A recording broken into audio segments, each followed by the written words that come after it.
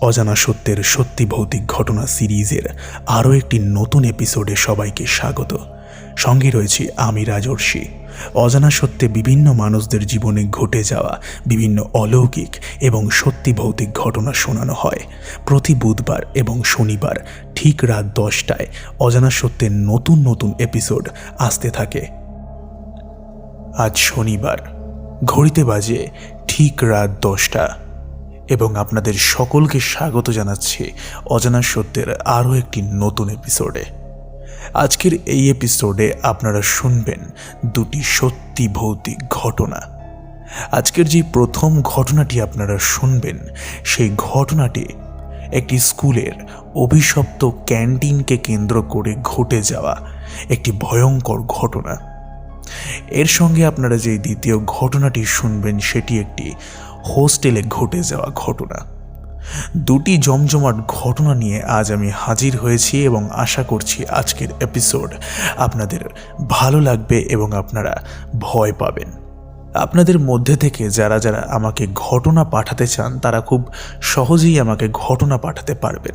ঘটনা পাঠানোর জন্য আমাকে মেল করতে পারেন অজানাসত্য15@gmail.com এই মেল আইডিতে। এছাড়াও আপনারা ডেসক্রিপশন বক্সের প্রথমেই আমার হোয়াটসঅ্যাপ নাম্বার সহ আমার সঙ্গে কন্ট্যাক্ট করার প্রতিটা লিঙ্ক পেয়ে যাবেন। আপনাদের যেভাবে সুবিধা আপনারা সেভাবে আমার সঙ্গে যোগাযোগ করতে পারেন এবং আমাকে ঘটনা লিখে পাঠাতে পারেন। আপনাদের ঘটনাও আমাদের অজানা সত্যে অবশ্যই শোনানো হবে। যাই হোক, বেশি কথা বাড়াবো না। লাইক করুন, কমেন্ট করুন এবং চ্যানেলে নতুন থাকলে চ্যানেলটিকে সাবস্ক্রাইব করুন। আমরা চলে যাচ্ছি আজকের প্রথম ঘটনায়।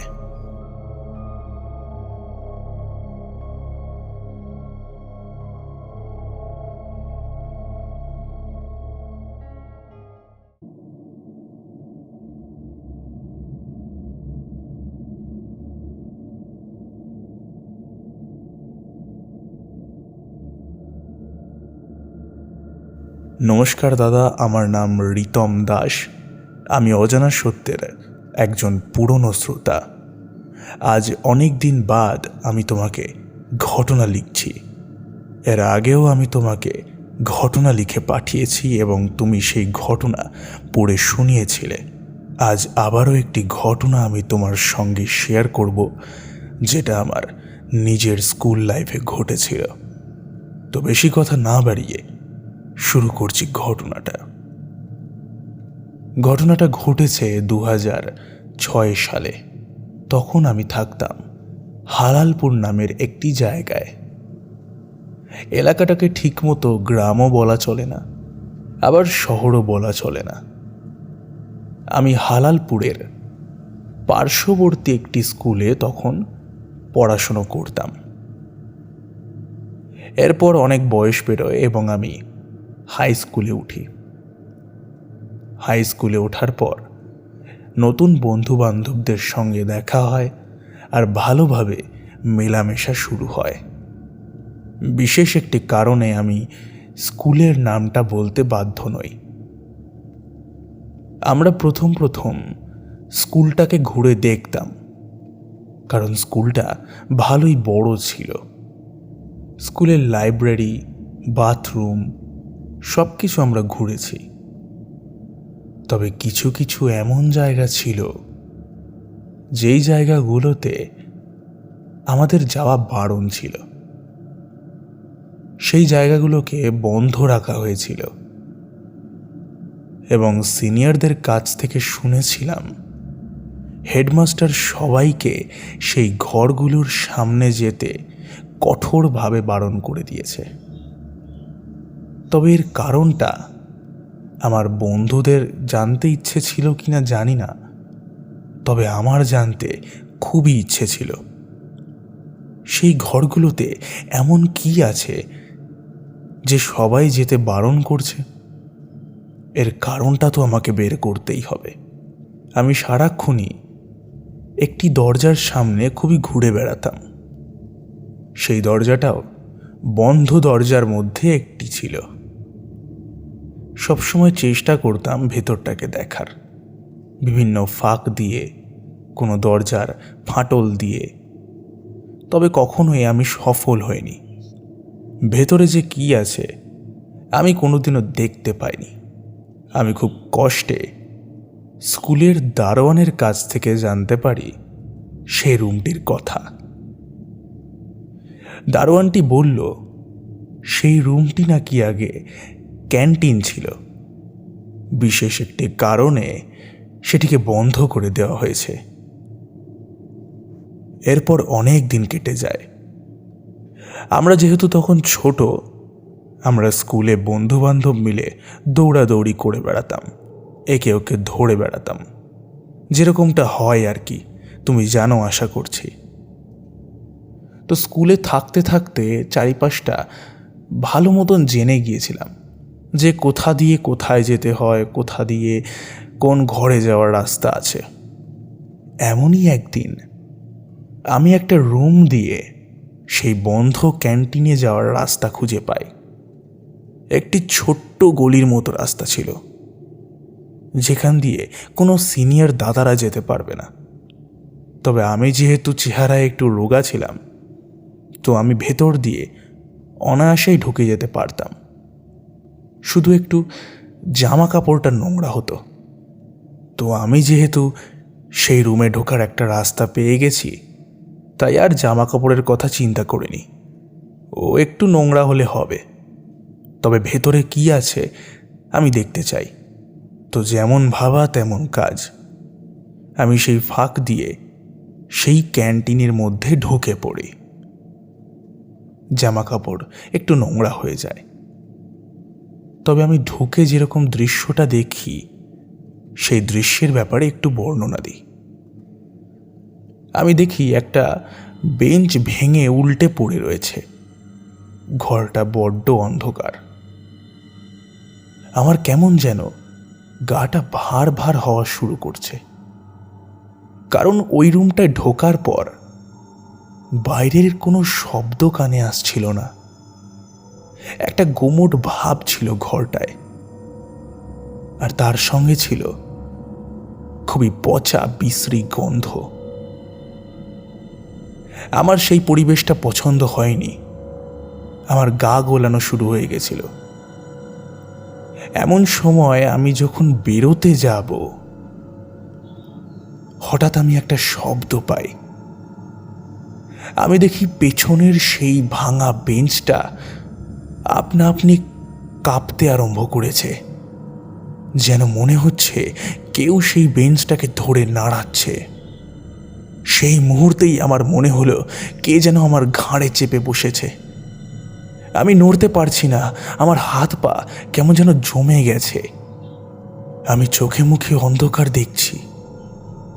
সেই ভাঙা বেঞ্চটা আপনা আপনি কেমন যেন দুমড়ে মুচড়ে ভেঙে যাচ্ছে, আর আস্তে আস্তে আমার দিকে এগিয়ে আসছে।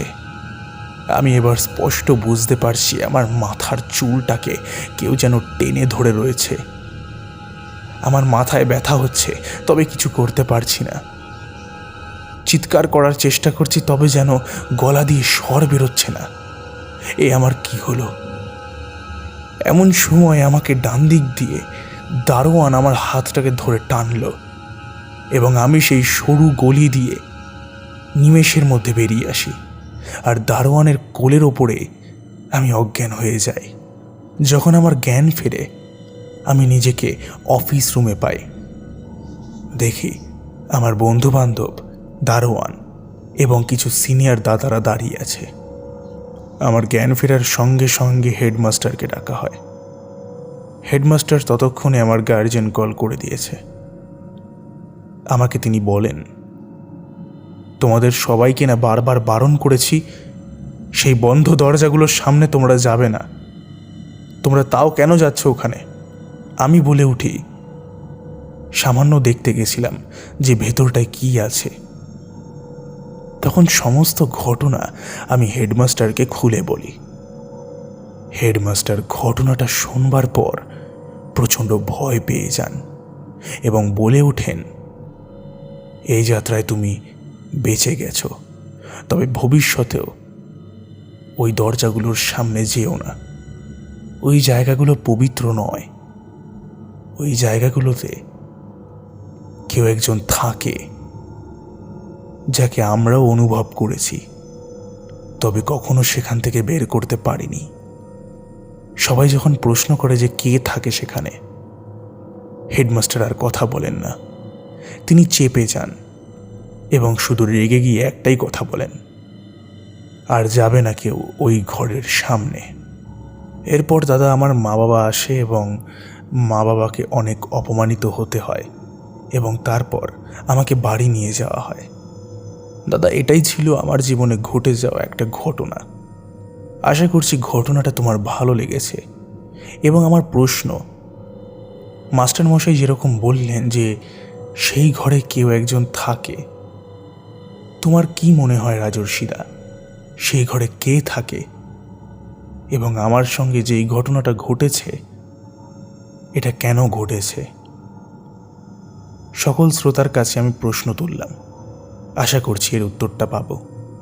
ভালো থেকো সবাই।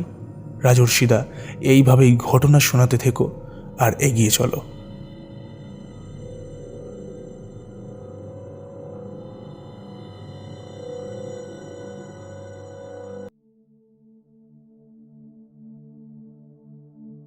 এই ঘটনা বিষয়ে আপনারা আপনাদের মতামত কমেন্টে লিখে জানান। আশা করছি ঘটনাটা আপনাদের ভালো লেগেছে। এর পেছনে কি কারণ আছে সেই প্রশ্নের উত্তর রিতম আপনাদের কাছ থেকে জানতে চেয়েছে। আপনারা আপনাদের মতামত কমেন্টের মাধ্যমে জানাতে পারেন। অজানা সত্য কখনোই তার শ্রোতাদেরকে বলে না যে ঘটনাগুলোকে বিশ্বাস করতেই হবে। ঘটনা বিশ্বাস করবেন কি করবেন না, এটা সম্পূর্ণটাই আপনাদের উপরে নির্ভর করছে। তবে অজানা সত্যে শোনানো প্রতিটি ঘটনাকেই এন্টারটেনমেন্ট পারপাসে শোনাটাই হবে সব থেকে ভালো কাজ। ঘটনা ভালো লাগলে লাইক করবেন, বন্ধুদের সঙ্গে কিন্তু অবশ্যই শেয়ার করবেন এবং চ্যানেলে যদি নতুন থেকে থাকেন তারা অবশ্যই চ্যানেলটিকে এখনই সাবস্ক্রাইব করে পাশের বেল বাটনটিকে অল অপশানে প্রেস করে দেবেন, যাতে এরকমই আরও এপিসোড আপনারা মিস না করেন। এবার আমরা চলে যাব আজকের দ্বিতীয় ঘটনায়। শুরু করছি দ্বিতীয় ঘটনা।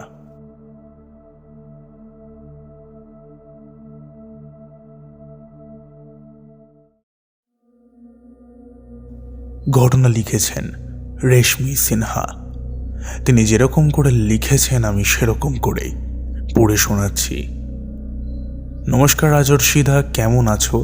আশা করছি তুমি ভালো আছো। আজ একটা ঘটনা আমি তোমার সঙ্গে শেয়ার করতে চলেছি, যেটা আমার নিজের দাদার মুখ থেকে শোনা। সে যেরকমভাবে আমাকে ঘটনাটি বলেছিল আমি সেরকমভাবেই তোমাকে লিখে পাঠাচ্ছি। আশা করছি ঘটনাটা তোমার ভালো লাগবে। হোস্টেল লাইফ, যে বা যারা কখনো থাকেনি খুব মিস করেছে লাইফটাকে। কেননা আপনি অনুভবই করতে পারবেন না কতটা মজার ও কতটা যন্ত্রণার। এ যেন এক অতি যত্নে গড়া বিশাল পরিবার। 2009 সালের ঘটনা। আমাদের রুমে আমরা 4 জন, আর ফুল হোস্টেলে প্রায় 100-র কাছাকাছি মেয়েদের তল্পি তল্পা সহ বসবাস। মুসলমানদের পবিত্র ঈদুল আজহারের দিন ঘনিয়ে এসেছে, আর সেই কারণে হোস্টেলটাও অনেক মানব শূন্যে পরিণত হয়েছে। আমার রুমে আমি ছাড়া বাকিরা চলে গেছে। আমি তখন ইন্টারমিডিয়েটের ছাত্রী। সায়েন্সের ছিলাম বলে পড়াশোনার ও প্রাইভেটের খুব চাপ ছিল এবং প্র্যাকটিক্যাল কিছু কাজ ছিল। তাই আমি, সাফা, আজমেরি, সোনি, সাইমা ও অন্যান্য গ্রুপের 4 জন ছিলাম বিভিন্ন রুমে। লোক সংখ্যা বলতে এই ছিল পুরো হোস্টেল জুড়ে। আমাদের কলেজে 2টি হোস্টেল ভবন ছিল, 4 তলা বিশিষ্ট। খুব চমৎকার নামও ছিল হোস্টেল দুটির। সিনিয়র আপুরা যেটিতে থাকতেন সেটার নাম ছিল শাপলা, আর আমরা ছিলাম শিউলি হোস্টেলে। আমার লাইফে আমি যতটুকু এনজয় করেছি তার সমস্তটাই হোস্টেল জুড়ে। আমার আনন্দের ভুবন, কেননা সবাই আমায় খুবই ভালোবাসত। সাফা, আমি ও আজমেরি আমরা 3 জন এক রুমে চলে এসেছি রুমের অন্যান্যদের বাড়ি যাওয়ার সুবিধার্থে। 3rd ফ্লোরে শুধু আমরা 3 জনই ছিলাম। অনেক মজা করছিলাম। মজা করতে করতে কখন যে রাত প্রায় 3:25 বেজে গেল টেরই পায়নি।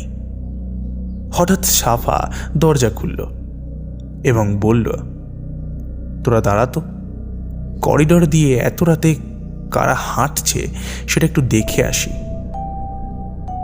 ও একটু সাহসী ছিল, আর আজমেরি ছিল ভীতু প্রকৃতির। সাফা দরজা খুলে বাইরে গেল। এইদিকে আমি আর আজমেরি বায়োলজি প্র্যাকটিক্যাল খাতায় লিখছি এবং ড্রয়িং করছি। কিছুক্ষণ বাদে আজমেরি বলল, সাফা তো বাইরে গেল, এখনো আসছে না কেন? ওর একটা বাজে হ্যাবিট ছিল, বাথরুমে অনেকক্ষণ কাটানো। তাই মজা করে বললাম, দেখ গিয়ে, ও হয়তো ওর বাথরুমে বয়ফ্রেন্ডের সাথে টাইম দিচ্ছে। খুব মশকরা করতাম আমরা সবাই। খানিক বাদে আমারও সন্দেহ হতে লাগলো। ওর টাইম লাগে ঠিকই, কিন্তু এখনো কেন আসছে না? এই কথা ভেবে আমিও বেরিয়ে পড়ি। দরজা খোলাই ছিল কিছুটা। বাইরে আসতেই একটা দমকা হাওয়া বয়ে গেল আমার শরীরের ওপর দিয়ে। আমি বাথরুমের দিকে গেলাম, সবগুলো ফাঁকা। পরে ভাবলাম ও হয়তো ব্যালকনিতে আছে। আবছা অন্ধকার ছিল চারিপাশে।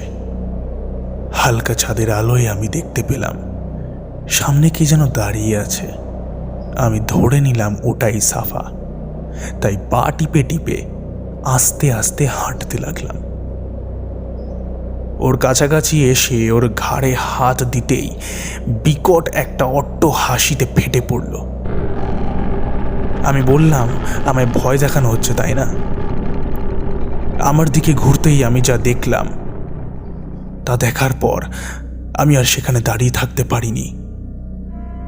সাদা কাপড় পরা এক যুবতী, আমাদের বয়সী, কিন্তু চুলগুলো সাদা, চোখ দুটো নেই, শুধু জল জল করছে অক্ষিকোটর।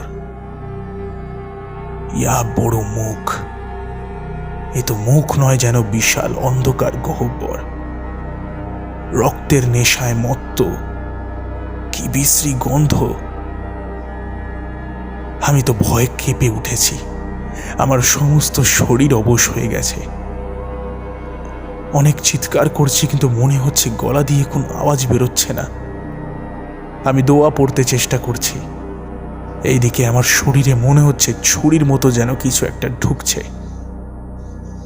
ডাইনিটা আমার ঘাড়ে কামড় দেওয়ার জন্য চেষ্টা করছে, আর আমি আমার সমস্ত শক্তি দিয়ে ছুটে যাওয়ার চেষ্টা করছি। এক পর্যায়ে আমি ছুটে রুমের গেটে গিয়ে পড়ে যাই। কানে শুনছি অতৃপ্ত কণ্ঠে ডাইনিটা বলছে, তোর কপাল ভালো, কেননা ফজরের আজান পড়ে গেল। আমি অচেতন হয়ে যাই। তারপর কি হয় আমি জানি না। পরদিন সকালে যখন পানির ঝাপটায় চোখ খুলি, তখন দেখি তারা সবাই কান্না করছে। পরে জানতে পারলাম যে সাফা সেকেন্ড ফ্লোরে গিয়েছিল, আর করিডরে যে ভূত বা আত্মা ছিল সেটা এক বড় আপুর। তিনি অনেক আগে পারিবারিক কারণে হোস্টেলের ফ্যানে গলায় দড়ি দিয়ে মারা যায়, আর তারপর থেকেই ওর আত্মা এখানে ঘুরছে। বিভিন্ন জন বিভিন্নভাবে তাকে দেখেছে। দাদা, এটাই ছিল ঘটনা। আশা করছি ঘটনাটা তোমার ভালো লেগেছে। আমি শ্রোতাদের কাছ থেকে জানতে চাইব ঘটনাটা তাদের কেমন লাগলো। অবশ্যই তোমরা কমেন্ট করে জানিও। ভালো থেকো রাজর্ষিদা। আমি চেষ্টা করব আরও ঘটনা পাঠানোর।